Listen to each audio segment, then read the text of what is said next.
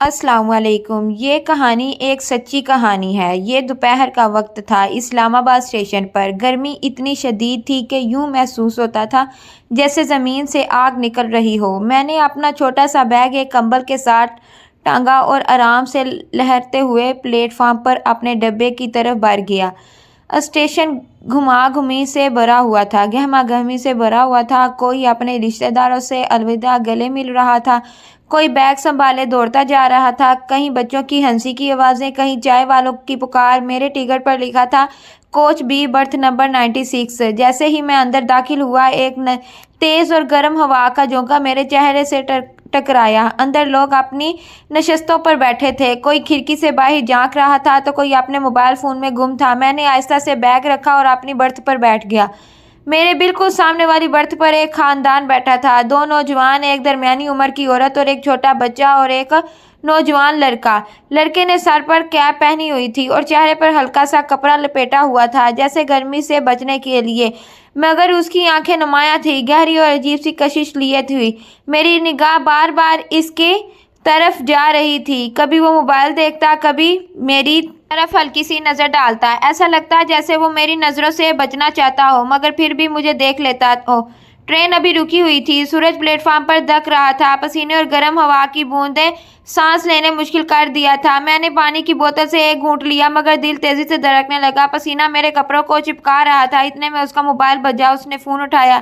جی باجی جی، اس کی آواز بھاری مگر نرم تھی۔ سامنے سے ایک عورت کی آواز آ رہی تھی، کل رشتے والے آ رہے ہیں تمہیں دیکھنے، یہ سرپرائز کیا ہے، تم نے مجھے بتایا ہی نہیں۔ وہ ہلکا سا ہنسا۔ جی باجی جی، میں بس تیار رہیں، ویسے اگر آپ کی نظر میں کوئی لڑکی ہو تو ابھی بتا دیں۔ میں چپ چاپ سنتی رہی مگر دل میں ایک عجیب سی گرمی اٹھنے لگی۔ اس نے آہستہ سے کپڑا چہرے سے ہٹایا، جیسے ہی کپڑا ہٹا اس کا مکمل چہرہ نمایاں ہوا، سانولا مگر چمکدار رنگ، تھیلی ناک اور ہلکی سی داڑھی۔ وہ اتنا خوبصورت تھا کہ لمحہ بھر کے لیے میری نظریں کچھ بھول گئیں، ہماری آنکھیں ملی۔ اس نے سیدھا میری آنکھوں میں دیکھا اور مسکرایا۔ میری سانس جیسے رک گئی، گرمی کے باوجود بدن میں ایک عجیب سی لہر دوڑ گئی۔ ٹرین کی سیٹی بجی اور ڈبہ ہلتے ہوئے چلنے لگا۔ میں کھڑکی کے پاس جا بیٹھی اور وہ میرے سامنے، جیسے پورا ماحول اس کی موجودگی میں سمٹ گیا ہو۔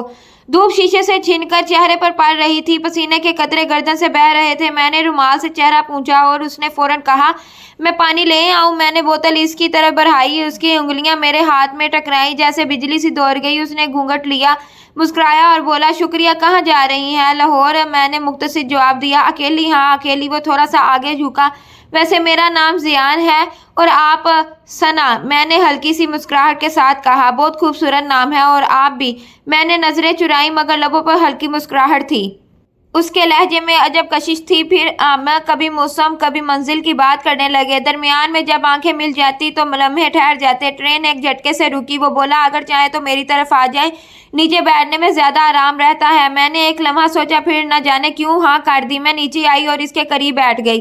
اب ہمارے درمیان فاصلہ چند انچ کا رہ گیا تھا۔ اس کے بدن سے ایک ہلکی خوشبو آ رہی تھی جو میرے دل کی دھڑکنوں کو تیز کر رہی تھی۔ بہت گرمی ہے، اس نے نرم لہجے میں کہا، لیکن شاید یہ سفر یادگار بن جائے۔ میں نے نگاہ اٹھائی، وہ مسکرا رہا تھا مگر آنکھوں میں نرمی اور کشش سی۔ ٹرین اپنی رفتار سے دوڑ رہی تھی، ہمارے بازو بار بار ایک دوسرے سے چھو رہے تھے۔ وہ بات کرتے کرتے خاموش ہو گیا۔ میں نے دیکھا تو وہ مجھے غور سے دیکھ رہا تھا۔ جب میں نے آپ کو پہلی بار دیکھا وہ رکا تو لگا کہ یہ لمحہ بھول نہیں پاؤں گا۔ میں نے نظریں جھکا لیں، اس کی سانسیں میرے گال سے ٹکرا رہی تھی۔ میں ہلکا سا کانپی۔ اس نے فوراً میرا ہاتھ تھام لیا، گرفت مضبوط مگر نرم بھری تھی۔ ہم دونوں خاموش تھے مگر دل بول رہے تھے، لوگ دیکھ رہے تھے۔ میں نے آہستہ کہا سب اپنی دنیا میں ہیں، یہ لمحہ صرف ہمارا ہے۔ اس نے دھیرے سے جواب دیا۔ ٹرین ایک طویل پل پر سے گزر رہی تھی، نیچے سورج کی روشنی میں پانی چمک رہا تھا۔ اس نے رومال سے میرے ماتھے کا پسینہ صاف کیا۔ میرے دل کی دھڑکن جیسے اس کے ہاتھ کی رفتار سے بندھی ہوئی تھی۔ ٹرین کی رفتار کم ہوئی، ایک چھوٹا سا اسٹیشن آیا۔ زیادہ تر مسافر سو چکے تھے، ماحول پرسکون تھا۔ وہ میرے قریب آ گیا، اس کی آنکھوں میں محبت بھری چمک تھی۔ تم جانتی ہو ثنا، جب میں نے تمہیں دیکھا تھا لگا کہ تمہیں کھونا نہیں چاہتا۔ میں نے ہلکی مسکراہٹ کے ساتھ نظریں اٹھائیں۔ اس نے میرا ہاتھ تھاما اور ہم دونوں کچھ دیر یوں ہی بیٹھے رہے۔ وقت گزرتا گیا، شام ڈھل چکی تھی، کھڑکی سے سنہری روشنی اندر آ رہی تھی۔ لاہور اسٹیشن قریب تھا۔ میں نے بیگ اٹھایا، باہر نکلی۔ زیان اب بھی کھڑکی سے مجھے دیکھ رہا تھا۔ میں جانتی تھی اگر کبھی دوبارہ ملا تو اس نے جانے نہیں دوں گی۔